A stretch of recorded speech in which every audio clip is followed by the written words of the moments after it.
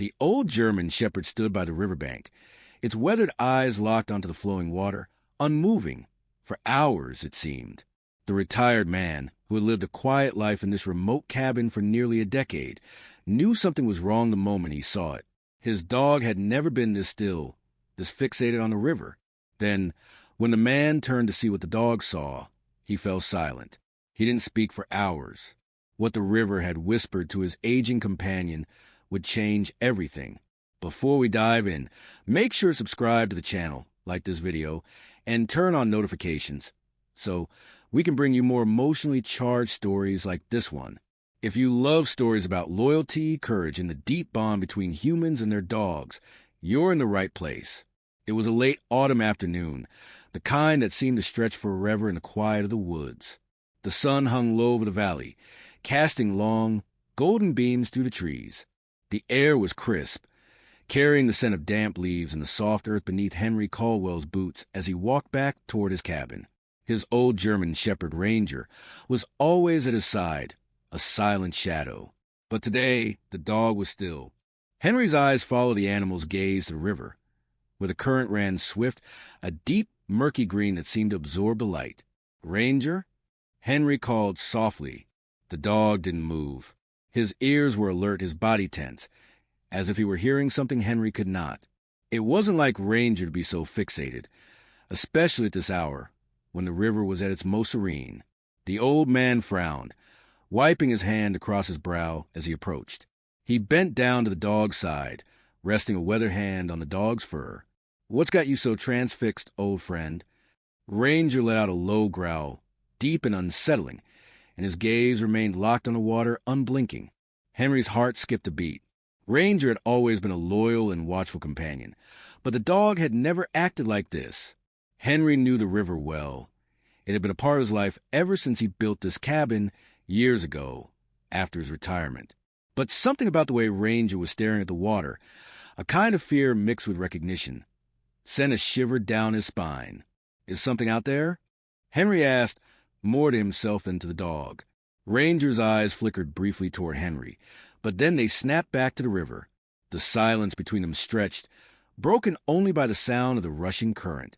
Henry stood up, taking a step back, his eyes narrowing. Without warning, Ranger stood, his legs stiff and his body quivering with unease.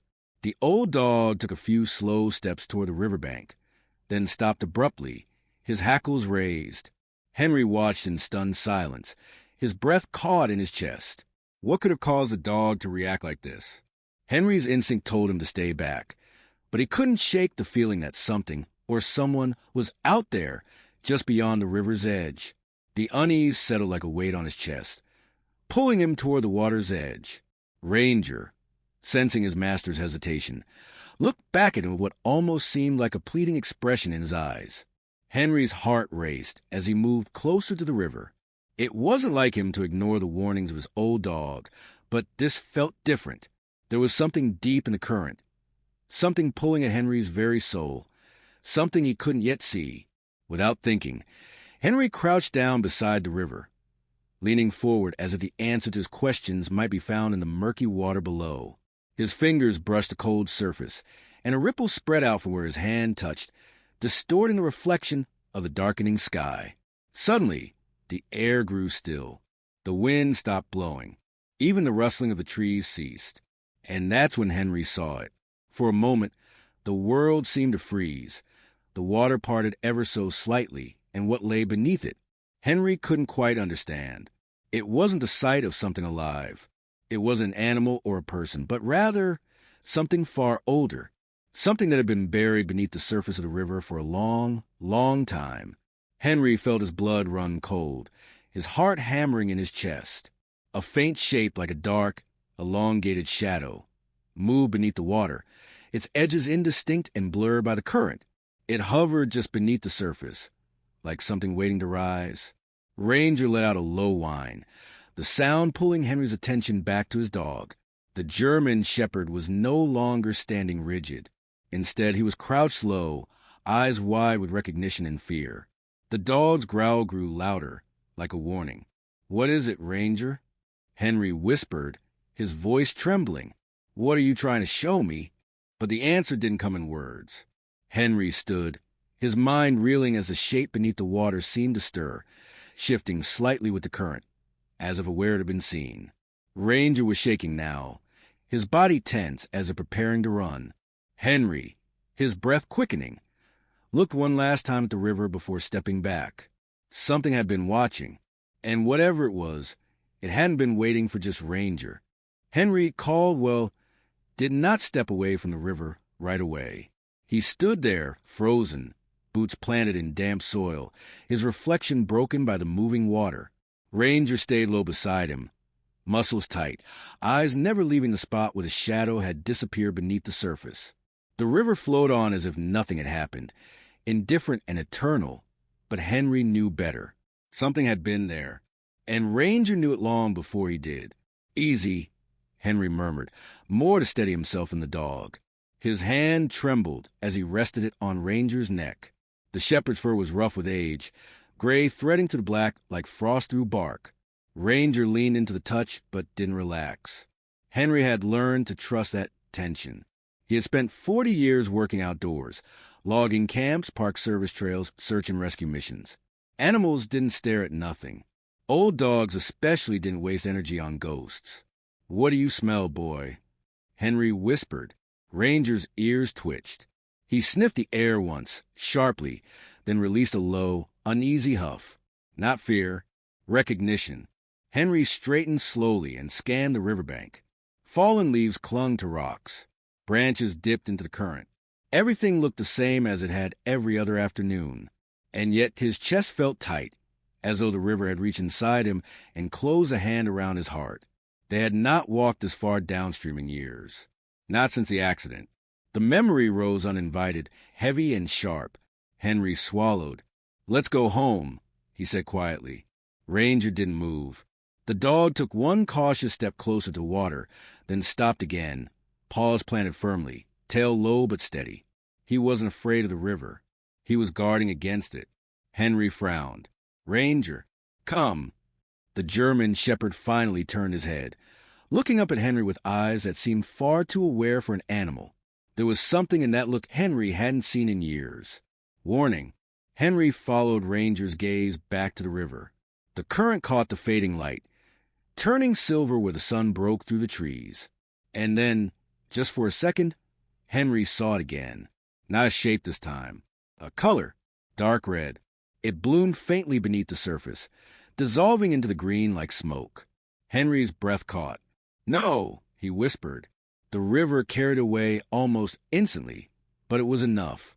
More than enough. Henry staggered back a step, heart pounding, and Ranger rose instantly, pressing against his leg to keep him steady. Henry hadn't seen blood in that river since the day everything changed, since the day he stopped being a rescuer. "You saw it too, didn't you?" Henry said hoarsely. Ranger let out a single, low whine. Henry turned away from the river at last, every instinct screaming that whatever rested beneath the surface was not finished revealing itself. He led Ranger back toward the cabin, his steps slower now, heavier. The woods felt different, closer, quieter, as though the land itself were holding its breath. They reached the cabin just as the sun slipped behind the hills. Henry locked the door. That alone told him how shaken he was. Inside, he lit the oil lamp and sat heavily at the small wooden table. Ranger lay at his feet, but didn't sleep. His head rested on his paws, ears angled toward the river, even through the walls. Henry poured himself a glass of water. His hand shook so badly some spilled onto the table. "It's been 15 years, Henry said aloud, voice barely above a whisper. 15 years, Ranger. The dog didn't respond, but his tail tapped once. Henry closed his eyes. 15 years ago, the river had taken a boy Henry was supposed to find. He had followed the search grid. He had checked the banks. He had called for backup when the current got rough. And when night fell, he had told the parents there was nothing more they could do until morning. By the time the body surfaced days later, it was miles downstream. Henry retired early after that, not officially blamed, not formally accused, but he never went back to the river. Until now. Ranger rose suddenly, hackles lifting. Henry opened his eyes. "What is it?" The dog walked to the window and stared out into the dark. His growl was deeper this time, edged with urgency. Henry stood slowly and joined him. Moonlight glimmered on the river through the trees, and there, standing at the water's edge, was a figure. Henry's heart slammed against his ribs. The figure didn't move, didn't call out, just stood there, half shrouded in mist, facing the river exactly where Ranger had been staring earlier. "Stay," Henry whispered to the dog. He grabbed his flashlight and stepped onto the porch. "Hello," he called. The figure turned, and Henry felt the blood drain from his face. It wasn't a man. It wasn't solid at all. The outline shimmered, thin and indistinct, as if made from water and shadow. The head tilted slightly, movement slow, unnatural. Ranger burst past Henry, barking sharply, positioning himself between Henry and the river without hesitation. "Ranger, no!" The shape lifted an arm, or something like one, and pointed downstream. Then it was gone. The mist collapsed inward, leaving only the river and the sound of water rushing over stone. Henry stood trembling, flashlight beam shaking wildly. Ranger didn't bark again. He stared at the water, silent, rigid. Henry lowered the light slowly. What do you want from me?" he whispered. The river answered with nothing but its endless flow. But Henry knew the truth now. This wasn't a warning meant for Ranger. It was a summons. And whatever the river had kept buried all these years had decided it was time for Henry Caldwell to finally face it. Henry Caldwell did not sleep that night. He sat at the small kitchen table long after the lamp burned low, listening to the river murmur beyond the trees. It sounded different now. Not louder, not faster, but heavier, as if each ripple carried weight. Ranger stayed close, pacing from window to door, his nails clicking softly against the floorboards. Every few minutes, the old German shepherd stopped and stared toward the dark, tail stiff, ears angled forward. Henry had seen that look before, not during hunts, not during storms, only during searches. At dawn, Henry made his decision. He pulled on his jacket, the same faded canvas coat he'd worn during his last year in rescue work. The pocket still held old things, a whistle, a compass, a folded strip of orange tape. His hands paused when he found the tape. He hadn't touched it in 15 years. Ranger watched him silently. "We're going downstream," Henry said quietly. The dog's ears lifted. He didn't wag. He didn't bark. He simply rose and walked to the door, ready. The river trail was narrow and overgrown and used for years. Fallen leaves muffled their steps as they moved through the trees. The air was damp and cold, carrying the sharp scent of water and decay. Sunlight filtered weakly through bare branches, casting broken patterns on the ground. Ranger walked ahead, slower than he once would have, but steady. Every so often he stopped, sniffed the air, and glanced back at Henry as if checking that he was still following. Henry let him lead. The further downstream they went, the more Henry felt the pull in his chest tighten. Memories surfaced without mercy. Radios crackling, boots splashing through shallows, the sound of mother crying somewhere upriver. He remembered the moment he'd called off the night search, how the river had roared louder then, angry, relentless. They reached the bend by mid-morning. Henry stopped. This was where the current changed, where the water deepened suddenly and twisted back on itself, where debris collected, where bodies sometimes surfaced. Ranger froze. The old German shepherd stood rigid, staring at a cluster of rocks near the far bank. His body trembled, not with fear but with focus. Henry followed his gaze. At first he saw nothing. Then the water shifted. Something pale rolled beneath the surface and caught against the rocks. Henry's breath hitched. "No!" he whispered. He stepped closer to the bank, heart pounding. The river pulled at the object, turning it slowly. A sleeve surfaced, waterlogged and gray with age. Clothing. Henry's knees weakened. He grabbed a tree for support. 15 years ago, the boy had been wearing a light jacket, blue, with reflective stitching on the sleeve. Henry could still see it. Ranger let out a low whine.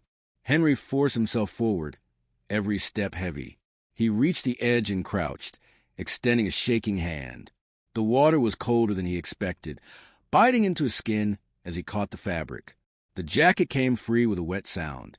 It was unmistakable. Henry bowed his head, grief crashing over him like a wave. His chest tightened until breathing felt impossible. "I should have come back," he whispered. "I should have stayed." Ranger pressed against him, solid and warm, anchoring him to the present.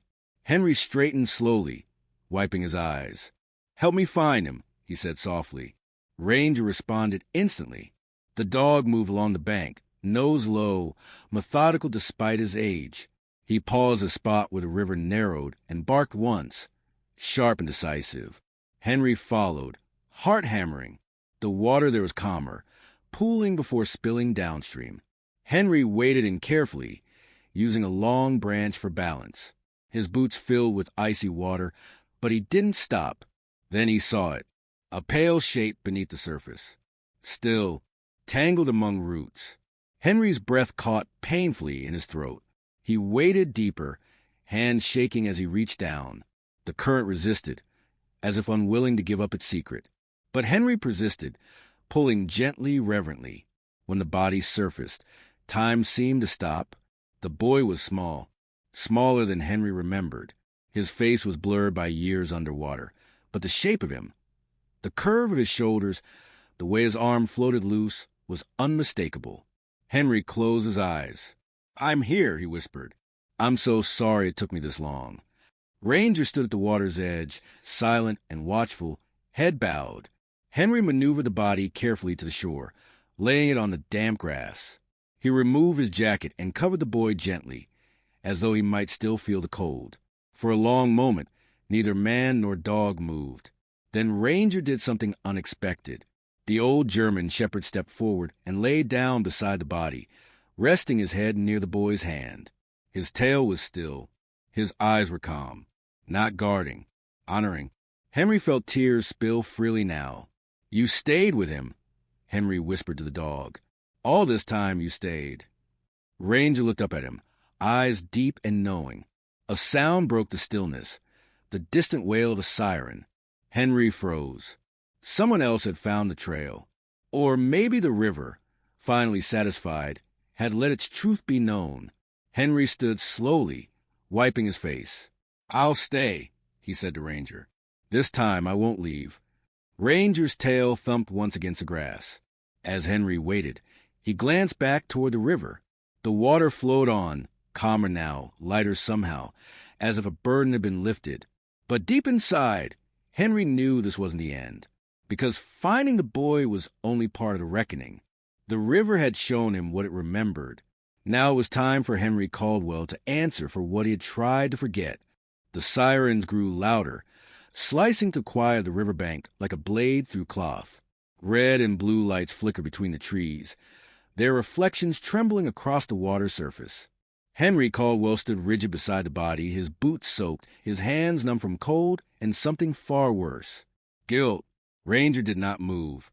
The old German shepherd remained beside the boy, head lowered, as if standing guard over a promise long delayed. Henry placed a trembling hand on the dog's back. "It's all right, boy," he whispered. "They're here now." 2 sheriff's deputies emerged from the woods, followed by a search and rescue volunteer. They slowed when they saw Henry. Then they saw the body. One of the deputies removed his hat. The other exhaled sharply. "My God!" the younger one murmured. Henry straightened, his spine stiff despite his age. "I found him," he said quietly, downstream, caught in the roots. The older deputy stepped closer, recognition flickering in his eyes. "Henry Caldwell?" Henry nodded. The man hesitated. "You were on the original search." "Yes." Silence settled heavily between them. The rescue volunteer knelt beside the body, checking gently, respectfully, though all of them knew there was nothing to be done. He shook his head once. 15 years, the volunteer said softly. "He stayed hidden all this time." Henry swallowed. The river didn't let him go. The deputy studied Henry carefully. "What brought you out here today?" Henry glanced at Ranger. "My dog," he said. He wouldn't stop staring at the river, wouldn't let it go. Ranger lifted his head briefly, eyes calm, then lowered it again. The men exchanged a look, skepticism mixed with something else. Respect, maybe. Let's get him out of here, the deputy said gently. As they prepared the stretcher, Henry stepped back, suddenly unsure where to stand. He felt like a trespasser at his own reckoning. One of the deputies approached him again. "Henry, we're going to need a statement." Henry nodded slowly. "I'll tell you everything." They walked him a short distance away from the river, near a fallen log. Ranger followed closely, leaning against Henry's leg as he sat. The deputy turned on a recorder. "Tell me about the night the boy went missing." Henry closed his eyes. "It was raining," he began. "Hard. The current was fast. We'd been searching since afternoon. I heard him once. I swear I did. A voice. Downstream." The word stuck in his throat. "I called it in. Asked to keep going. But protocol said stop at nightfall. Too dangerous. I followed orders." The deputy listened without interruption. "I went home that night," Henry continued, voice cracking. "And I knew he was still out there. I just didn't go back." Silence.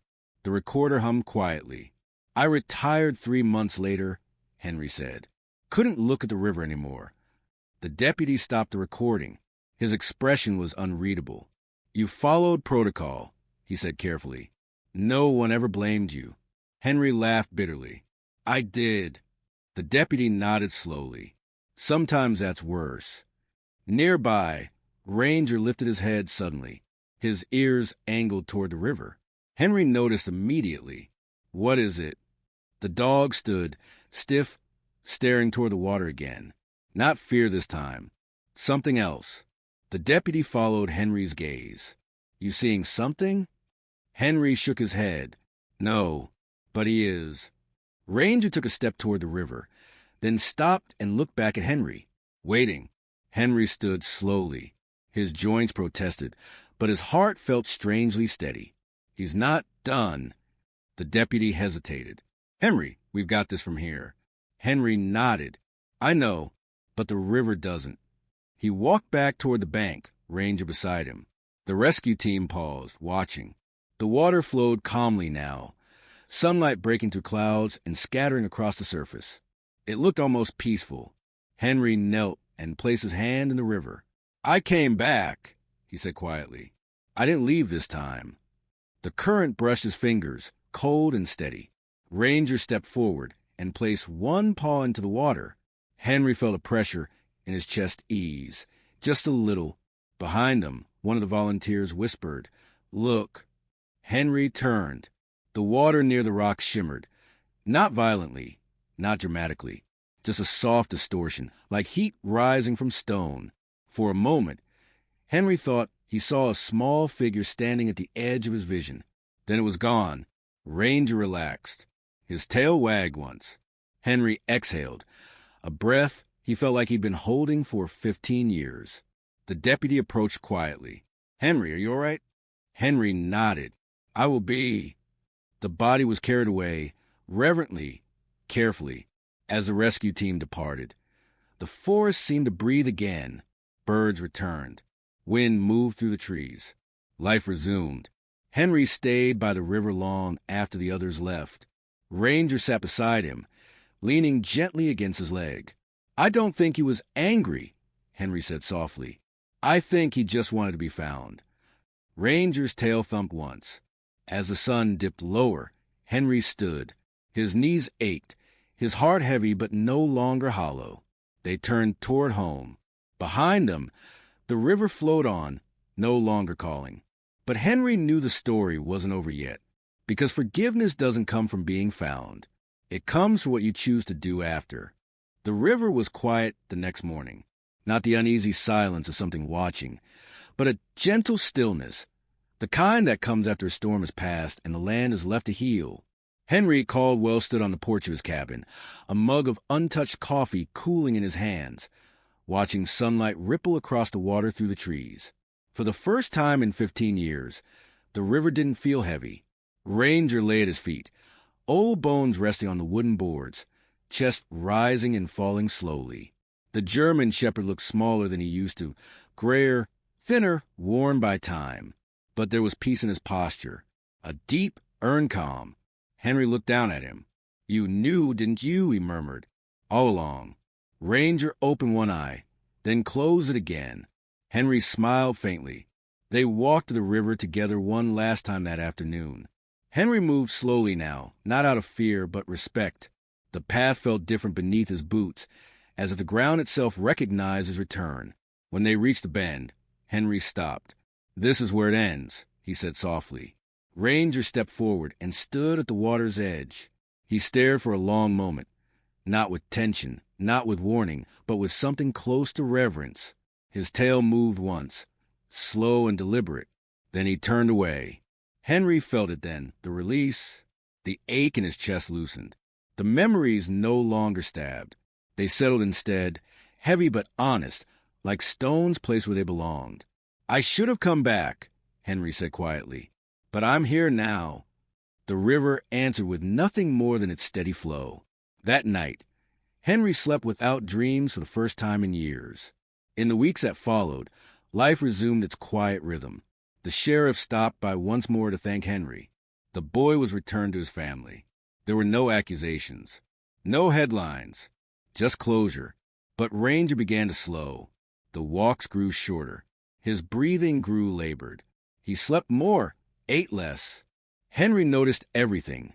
The way Ranger hesitated before standing, the stiffness in his legs, the faint whine when he shifted in his sleep. One evening, as the sun painted the sky in soft amber and purple, Ranger struggled to rise, then didn't. Henry was beside him in seconds. "It's all right," he whispered, kneeling in the grass. "I've got you." Ranger's eyes found his, deep, loyal, tired. Henry's hands shook as he cradled the dog's head. "You stayed," he said through a breaking voice. "You stayed when I couldn't." Ranger let out a slow breath. The world felt unbearably quiet. Henry stayed there with him until the stars appeared, until Ranger's breathing grew softer, slower, and then finally still. Henry pressed his forehead to the dog's. Tears came freely now, not sharp, not panicked, but full and cleansing. "Thank you," he whispered, "for everything." He buried Ranger beneath the old oak overlooking the river, high ground, safe from floods. He marked the spot with a smooth river stone, worn soft by time. That night, Henry returned to the river alone. He stood where Ranger once stood and listened. The water flowed peacefully, reflecting moonlight like a ribbon of silver. Henry nodded once. "I understand now," he said. He turned and walked home, not empty, not haunted. Whole, because the river had not taken everything from him. It had returned what mattered most. Even in a world that forgets its elders and its old dogs, loyalty never fades. Sometimes it waits patiently, staring at a river, guarding a truth, refusing to let go until peace is earned. If this story touched your heart, subscribe to the channel, leave a like, and share it with someone who believes that love can outlast time.